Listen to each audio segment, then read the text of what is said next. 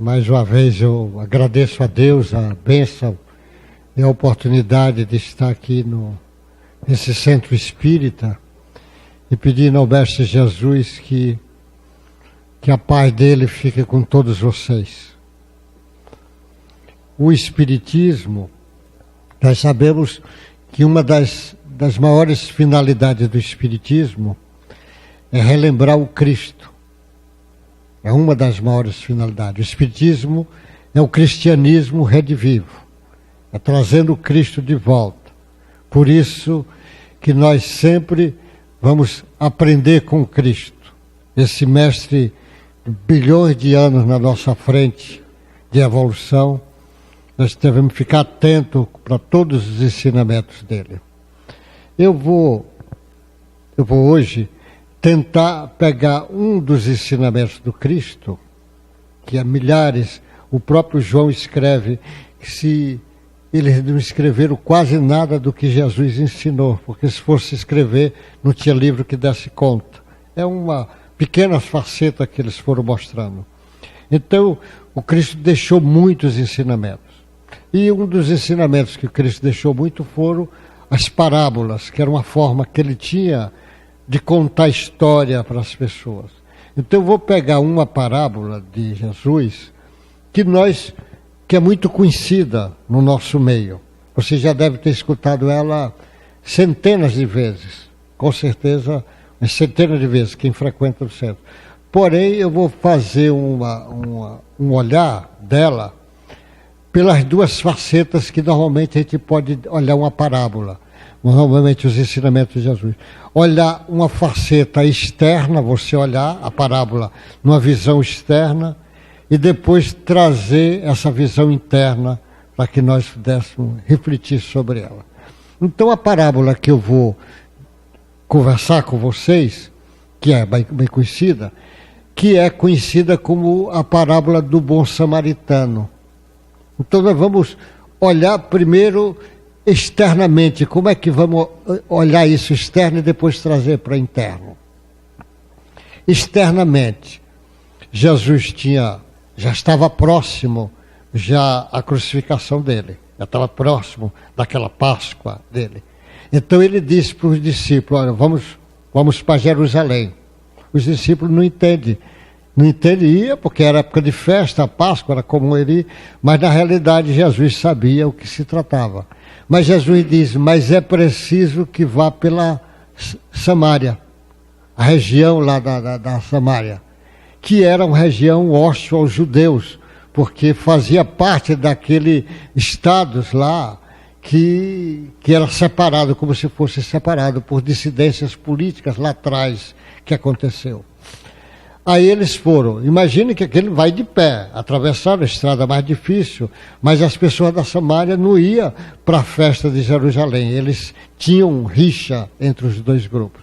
E naturalmente, os discípulos disseram, como vai? Então nós vamos na frente para arrumar pousada, porque ia andar o dia todo, chegava lá, ia pousar, mas não encontraram, não quiseram dar pousada a judeus lá, que eles eram um grupo de discípulos de judeus. E não deu, e foram embora. Foram andaram dia, noite, aquilo. E Jesus chega do outro lado. Quando chega, agora vocês vão imaginar a cena, que é assim que a parábola descreve. Imagine ele, depois de ter andado esse tempo todo, aí assim que está escrito. Um doutor da lei, que eram os intelectuais da época, eram as pessoas versadas em teologia, em filosofia, era o que tinha de mais saber, que não existia esse conhecimento de ciência que tem hoje. Aí diz assim, um doutor da lei, para testar Jesus, ele queria provocar, testar. Então ele pergunta para Jesus, mas pergunta não para aprender, ele era um intelectual, ele queria entrar em contradição, que o Cristo entrasse. Pergunta, mestre, o que hei de fazer para ter a vida eterna? Ele faz a pergunta. Mas Jesus, conhecendo a alma humana, porque a alma humana, você imagine, eu lembro o André Luiz, aí no nosso lá, ele disse que ele estava no local, que tinha chegando muitos doentes, graves, aquela situação, e o orientador dele põe a mão na testa dele e diz: André, eu vou te ensinar você a aumentar a sua sensibilidade de conhecer as pessoas. Aí, olha, você agora vai olhar para as pessoas, os doentes aqui, e você vai ver as dores deles. A causa, um matou muita gente, outro fez muitos abortos, outros destruiu famílias, outro abandonou a própria família. Ele disse: você vai ver isso, as cenas do sofrimento deles. Mas você veja sem julgar, não julgue, veja para poder ajudar. É para ajudar, não é para julgar. Aquela mulher fez 10 abortos. Tudo bem, você está vendo, mas não para você julgar ela. Como é que eu posso ajudá-la? Aquele outro destruiu a família dele. Como é que eu posso ajudar? Aquele outro matou muito. Então o doutor tentando testar Jesus, só que ele não sabia quem era Jesus, porque se ele soubesse, ele não caía numa bobagem dessa. Ele testa. O que é de fazer para herdar a vida eterna? Aí Jesus, com muita sutileza, diz para ele, faz 2 perguntas para ele. Em vez de responder a pergunta, ele faz 2.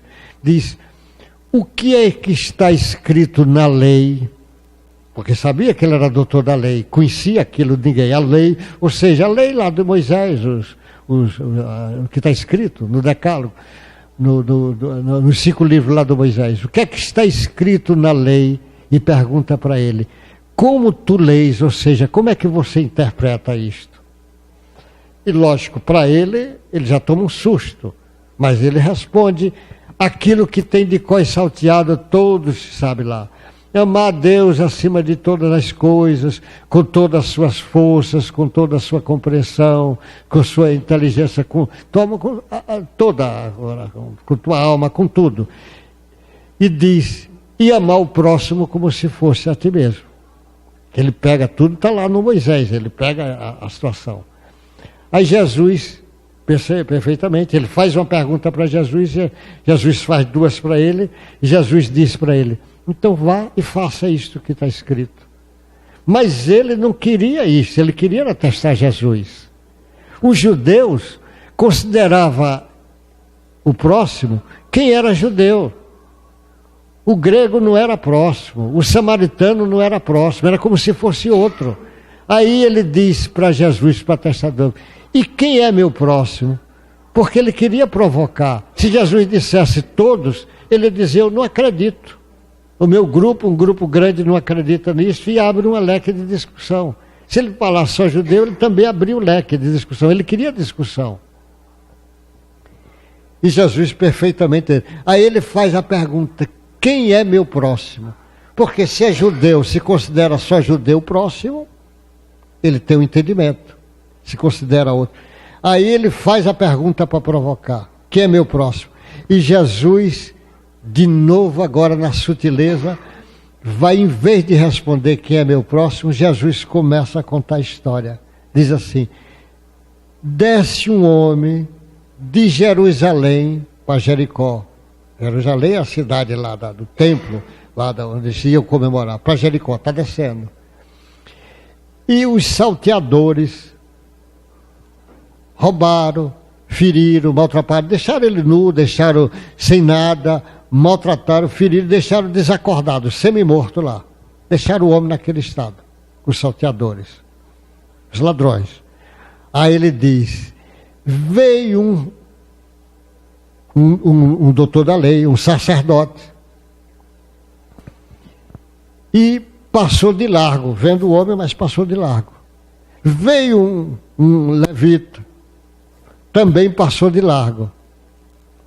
Porque o sacerdote, de acordo com o judaísmo, se ele pegasse nenhum sujeito morto, é 40 dias contaminado. Contaminado. Ele estava preocupado com ele, não estava preocupado com o que os outros iam pensar, não estava preocupado com o que está lá semi-morto. O levita é alguém que também é funcionário público, e os funcionários é de teologia, lá o Estado era igreja. E também estudioso do assunto, também passa de lado, é homem do trabalho, mas do trabalho da alma, mas também passa de lado. Ele diz: e veio um samaritano. Olha, ele já tinha vindo a noite toda, os samaritanos não recebeu eles, O samaritano era inferior e ele ainda coloca para o judeu um samaritano, que era considerado inferior. Um samaritano chega junto, atende o rapaz, coloca nas suas feridas o azeite e o vinho, que era que se colocava o azeite para melhorar a dor ali, e o vinho para matar os germes, as bactérias, o vinho. Depois coloca no seu cavalo, porque naquela época não tinha carro, era cavalo mesmo, coloca no seu cavalo, leva para a hospedagem, que não tinha hospitais, leva para a hospedagem, fica com ele à noite, e de manhã cedo dá 2 denários lá, 2 dinheiros lá para o dono da hospedagem, e diz: cuida dele, se quando eu voltar precisar de mais alguma coisa, eu pagarei. Ele fez isso tudo. Aí, lógico, ele não pergunta quem é esse homem, o que é que ele faz, o que é a situação dele, não pergunta nada, quem é, se é de família, simplesmente ajuda. Aí ele pergunta para o doutor da lei: qual dos 3 parece o que mais auxiliou o próximo, ou seja, o próximo que estava doente, o que estava ferido? E o doutor da lei não diz assim, foi o samaritano, porque a raiva dele era tão grande, ele fala, é o que teve mais compaixão. Compaixão. Ele vai dizer compaixão pelo outro, mas não dou o nome samaritano. E Jesus diz, então vai e faz a mesma coisa. Isso no olhar externo, nós até estamos entendendo. O outro era um doutor da lei, entendia, e tinha uma intelectualidade imensa, e estava testando ali Jesus, o saber dele, o conhecimento. Aquele conhecimento de Moisés, 1000 anos de estudos que eles tinham por lá, discutia aqueles detalhes. O sacerdote tinha a religião com ele, mas era a religião mais quase que social. Não tinha religiosidade com ele, sabe? O levita, a mesma coisa, era um religioso, era um trabalhador da alma, mas a visão dele era uma visão também superficial da alma. E o outro, que ele diz, o samaritano, ele diz que acordou nele a compaixão, ou seja, alguma coisa de dentro para fora, acorda nele a compaixão e ele vai fazer aquilo. Mostra a compaixão que ele tem por samaritanos. A maioria das interpretações que você vai ver dessa parábola é em cima desse episódio, numa visão externa, que até as pessoas repetem, tem que ser igual o samaritano, fazendo isto, e vão nesse entendimento. Vai nesse entendimento. Agora vamos trazer isto para uma compreensão profunda do Espiritismo, num entendimento agora profundo para nós poder entender isso. Nós temos o nosso ego, que é a força organizadora da nossa consciência atual. O ego é a força dominadora. Então nós vamos tomar consciência em cima do conhecimento nosso, da intelectualidade, do nosso saber, das coisas que nós vamos aprendendo com família, nas igrejas, nas coisas que vamos aprendendo. Mas nós temos a nossa essência divina, que está lá, que é o núcleo puro do sujeito, é o inconsciente puro do Jorge Andréa, é o self que eles pegam agora do Jung, estão trazendo essa coisa, é o self, essa inconsciência pura. Vamos imaginar agora entre nós o nosso inconsciente puro, a nossa essência divina, o nosso self, conversando com o nosso ego. Nosso ego, que é a força dominadora nossa, de um modo geral. E a maioria está em cima do ego trabalhando. Então é como se o inconsciente, porque Jesus ele trabalha acordando esse inconsciente puro de cada pessoa. Jesus trabalha para despertar nessa força divina que cada um possui. É como se o Cristo vai acordar o Cristo interno que está dentro de nós.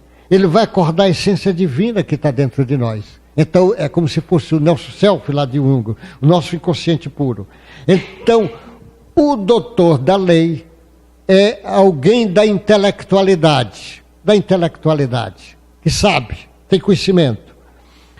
O nosso ego tem conhecimento, até de uma parábola dessa, ele já conhece. É como se o nosso ego perguntasse para o nosso inconsciente puro, perguntasse para nós.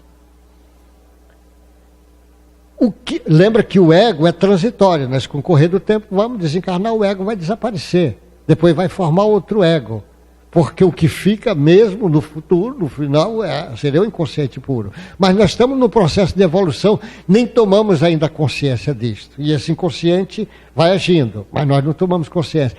Então é como se o ego perguntasse, como se nós perguntássemos para o nosso inconsciente: o que é que eu faço para herdar a vida eterna? Porque o ego não vai, ele vai desaparecer, mas ele quer cada vez mostrar que é mais do que o que ele é.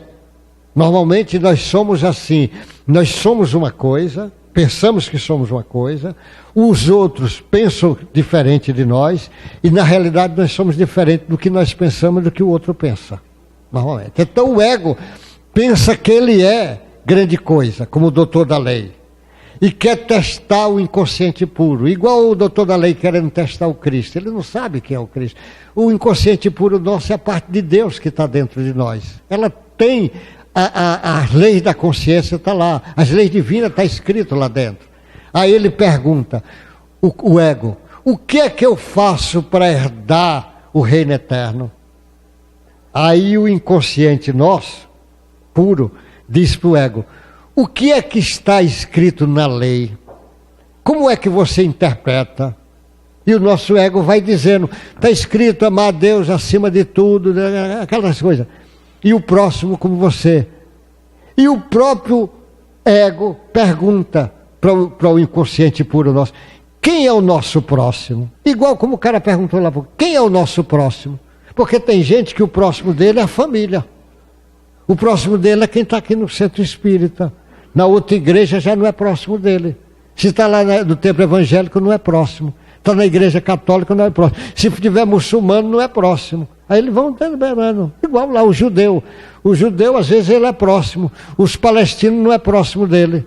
E para os palestinos também o judeu não é próximo dele. Esse raciocínio que vai. Porque o conhecimento do ego é limitado. A intelectualidade tem um limite. Aí o ego pergunta: quem é meu próximo? E o inconsciente é como se fosse dizer para ele a história. A história. Um homem sai de Jerusalém para Jericó. Ou seja, nós, quando vamos dando um mergulho dentro de nós, vamos ter que descer, mergulhar dentro de nós para nosso autoconhecimento. Na hora que vamos descer, nós vamos encontrar os salteadores que tem dentro de nós. A rapinagem que está dentro de nós. No nosso inconsciente passado tem muitas mazelas que está dentro de nós. Muitas ruindades que está dentro de nós. E quando o sujeito está descendo, ele vai ter que enfrentar ele mesmo, que está dentro dele desde o início. E ele não está sabendo, está lá dentro dele. E quando ele vai descer, ele vai ser atingido pelos salteadores. Na hora que nós vamos mergulhando dentro de nós vamos surpreender com as coisas que já fizemos. Na hora que vamos descer, nós vamos encontrar as sombras nossas, que nós escondemos elas, mas ela de vez em quando vai aparecer, porque a sombra é nossa. A sombra vai nos acompanhar para onde nós formos. E não adianta tentar fugir dela. Vamos ter que iluminar ela, entender ela, que ela é nossa. Os complexos nossos é nosso, fomos nós que criamos. Nós que escondemos muitas mazelas nossas. E na hora que encontra, vai ser atingido feralmente. E ali ele está lá, agora, sem nada, nu, foi assaltado, semi-morto. Porque na hora que a gente descobre quem somos nós, a gente toma até um susto, por saber de tantas mazelas que teve. Imagine o que fizemos, não só nessa vida, mas em outras, em outras, em outras, em outras. Quantas coisas. Os espíritos chamam a atenção disso. Olha, faz o bem para cobrir a multidão de erros lá atrás. É assim que eles estão chamando a atenção. Então o jeito descobre isso. Quando descobre, aí passa pela essa figura nossa que foi descoberta, pela nossa sombra que foi descoberta.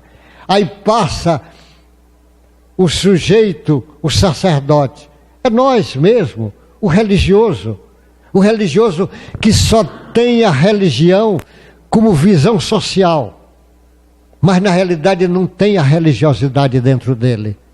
Ele tem a religiosidade, a religião dele, mas o olhar dele é um olhar de ego, ele não olha a profundidade. Por isso que ele passa de largo, ele não quer se misturar, ele não tem compaixão, porque na realidade é religioso de fachada. A maioria das pessoas de religião é de fachada. Ele não tem profundidade, e o espírita também precisa entender isto. O espírita precisa ser espírita. Então ser religioso, mas ser mesmo. O espírita tem que ser espírita, como o espírita tem que ser cristão. E nós ainda demoramos para entender isto. E na maioria das vezes passamos de lado na hora que é para ter compaixão. Não temos essa compaixão. Mas ele diz, aí vem o levita, é o trabalhador do governo teocrático lá, o trabalhador. É o trabalhador da alma, porque eles é o governo de alma, teocrático, entende da alma. A ele que vai trabalhar com a alma, ele passa de lado aquela alma que está sofrida ali, ele passa de lado, ele vai passando de lado. Mas o que acontece? O samaritano, quer dizer, o inferior, a parte às vezes que ainda não tenha o conhecimento lá da teologia do outro, do levita, esse que era considerado inferior, é que entra em socorro do homem, e vai curar as feridas do homem, e vem numa forma de simplicidade, de humildade e de compaixão, nem pergunta quem é o homem, o que é que ele faz, qual a família dele, se ele é judeu, se ele é grego, se ele é gentil, quem é que ele é. Simplesmente ajuda, põe no cavalo, ainda leva na hospedagem, faz e diz depois, eu vou dar o dinheiro e fica, e para as pessoas. E vai trabalhando essas possibilidades imensas de ajudar o outro, que na realidade é como o nosso inconsciente puro, o nosso self, o nosso núcleo divino, como se estivesse dizendo para o ego, olha, você quer saber quem é o próximo? O próximo não é você quando toma o caminho do sacerdote, que não tem a religião ainda no seu coração, está só na sua mente, na sua intelectualidade, ou do levita. O verdadeiro próximo do outro é esse, que chega anonimamente e entra para ajudar. É esse convite que a essência está dizendo, você, do ego, tem que fazer. Porque a essência, por ser divina, ela é toda a compaixão, e a compaixão é uma virtude divina. Está lá dentro dele. Só que ele tem que trazer agora para o ego esse conhecimento. Para o ego pôr em prática na sua vida este conhecimento.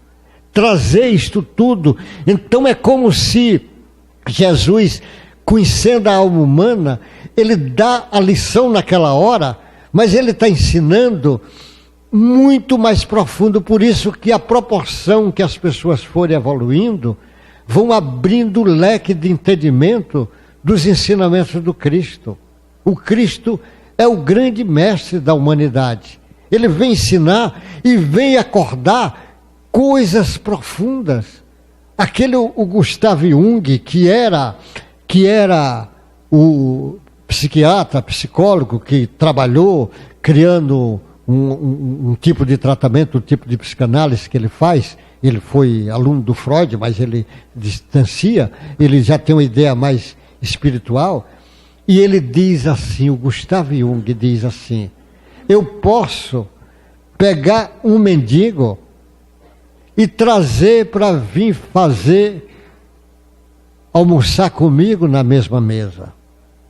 Eu posso fazer caridade para o inimigo, em nome do Cristo. Eu posso vir ajudar pessoas que estão me prejudicando, assaltantes, bandidos. Eu posso ajudar em nome do Cristo. Ele falou, mas o mais estranho é quando eu descobri que o maior dos mendigos sou eu, que preciso da caridade do próximo, que o mais malfeitor sou eu, que também faço parte desse processo e que preciso da compaixão do próximo. Então a doutrina espírita, numa compreensão dessa, ela traz o entendimento, a gente entender Jesus quando ele está falando. Você olha externamente, é como se fosse a lição, é o Cristo ensinando. E às vezes alguns vêm até com lição de moral. Ah, tem que fazer como o samaritano. Ele diz, da boca para fora, tem que fazer como se fosse uma coisa externa. Mas a doutrina espírita diz, está convidando para que nós trouxermos esse conhecimento que está lá no inconsciente puro, essas virtudes divinas, para a nossa consciência atual. Para o nosso ego saber que o ego, ele é o gerente da casa, mas não é o dono da casa. O dono da casa é a essência divina. E todos nós temos a nossa essência divina esperando o momento certo de acordar, de esclarecer o sacerdote que está dentro de nós, ou seja, do religioso que ainda não sabe ser religioso. Porque no estágio atual, o espírito, a essência, ela busca Deus. E o ego busca a religião como uma necessidade. Mas a religião, se você não entender, você vai ser um instrumento igual o sacerdote lá, igual o levita. Ela está dizendo que nós somos convidados a ser um religioso de verdade, a ser um cristão autêntico. Nós somos convidados a ser espírita de verdade. Não é para ser espírita de meia hora, ou ser espírita só no centro. Nós somos convidados a ser espírita em casa, na rua, no trabalho, onde você estiver. A pessoa diz, mas eu tenho erros. Mas o que é que Jesus está dizendo? O samaritano considerado inferior, olha ele fazendo. Não é em cima da intelectualidade que você está. Por isso que a mulher chegou e disse, Chico, eu já estudei, mas tem que estudar muito o espiritismo para poder fazer muita coisa. O Chico disse, tem que estudar para entender, porque realmente é o amor e a instrução que você vai avançar. Mas ele diz, mas minha filha, graças a Deus que a laranjeira não precisa estudar agronomia para produzir laranja. Então nós não precisamos ser catedrático em religião para já começar a curar as feridas do próximo, igual o samaritano fez. Não precisamos fazer, porque compaixão é uma virtude que todos nós temos. Só que precisamos trazer para a consciência essa virtude que nós já possuímos. Qualquer um pode ter compaixão aqui. Amar, qualquer um pode amar. Nós já temos essa virtude do amor. Precisamos agora treinar ela. Só aprende a amar amando. Nós já sabemos isso dentro de nós. A fé já está dentro de nós. Precisamos ampliar a fé com a prática diária. A bondade, cada um que vai ter melhorando. Nós vamos conhecer cada um de nós, quando passar para o outro lado, não é quem tem muitos títulos, não é quem escreveu 200 livros, não é quem tem posições sociais. A pergunta vai ser assim, quanto você amou? Se você amou mais, a tua frequência está melhor do que a outra que amou menos. É o amor nosso que vai fazer a diferença nossa quando chegar do outro lado. E este amor é silencioso. Ninguém precisa saber. É um processo lento, silencioso. Você pode amar em silêncio. Você pode ter paciência com aquele parente difícil sem arrogância. Você pode emitir um pensamento de bondade para aquele outro sem ninguém saber. Você pode treinar mais, se policiar no seu dia a dia. Então, quem frequenta uma casa espírita tem que entender que ela convida o sujeito para ser espírita 24 horas, não é ser espírita só no centro espírita. A gente diz, mas eu tenho defeito. E tem alguém que não tenha muito defeito? Todo mundo tem. É por isso que Jesus diz, cada qual pegue a sua cruz e siga-me. Porque todos nós temos cruz para carregar. Todos nós temos expiações e provas. Jesus que carregou cruz sem precisar carregar, porque ele não tinha nada para expiar nem prova, mas ele carregou como mestre, como professor, para nos ensinar como é que nós temos que carregar a nossa. Por isso que ele diz, pegue a sua cruz e siga-me. Ele não mandou ninguém largar a cruz. Ele não está dizendo que vai carregar a nossa cruz, mas ele está dizendo que se seguir ele, a cruz vai ficar mais leve. Ou seja, se você na hora da prova, da expiação, reclamar menos, lamentar menos, xingar menos, perdoar mais, a tua cruz vai ficar mais leve. Ele diz, os que estão cansados e oprimidos, eu vos aliviarei. Ele não disse que curaria, ele disse que aliviará. E ele alivia. E nós queremos às vezes que cure. Não, o problema é teu, é você que vai ter que curar. Esse ódio é teu, é você que vai ter que acabar ele. A vingança é tua, você que vai ter que perdoar. Essa mágoa é tua, é você que vai ter que tirar de você. Você fez muito mal, agora vai fazer o bem. Tem que tomar essa consciência. Então a doutrina espírita ela vai chamando isso para nós, para entender.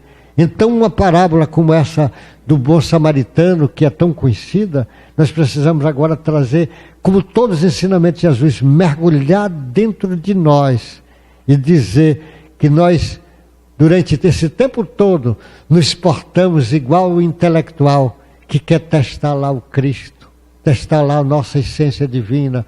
Quem é o próximo? O que é que eu tenho que fazer?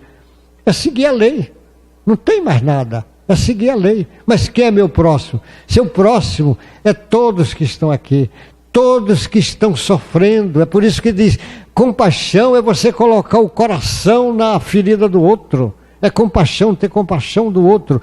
Nós temos, todos são nosso próximo, são nossos irmãos. Todos. Aqui, em outros países, naqueles que não entendeu, mas em outro planeta também são nossos irmãos. Nossa família é universal. Lógico, você tem que entender isso, compreender isto. Então, o mais próximo de nós, no estágio atual, é nós. Porque nós ainda que somos o doente, o que está lá espoliado, ainda no chão ferido, precisando de ajuda. Então nós precisamos entender que o mais próximo somos nós ainda. Então temos que aprender a amar esse próximo nosso, para poder amar o próximo lá fora. Então Jesus é sempre o professor para as nossas reflexões profundas. Com certeza, uma parábola dessa, se fosse dar um Emmanuel, ele ia abrir muito mais leque. Fosse dar um São Francisco, imagina o que ele não ia dizer. Imagina um João Evangelista que não ia dizer agora nessa parábola. Mas a doutrina espírita já abre um leque de profundo entendimento para nós, para reconhecer Jesus como grande professor e o Espiritismo, relembrando esse grande professor para a sociedade mudar, mas nós já podemos trabalhar as nossas mudanças dentro das nossas possibilidades. Olha, vamos agora à segunda parte do trabalho. Muito obrigado aí por vocês ficarem me ouvindo, que Deus guarde vocês e que a paz do Mestre Jesus vocês levem para os seus lares, aonde vocês forem encontrando daqui para frente. Deus guarde vocês.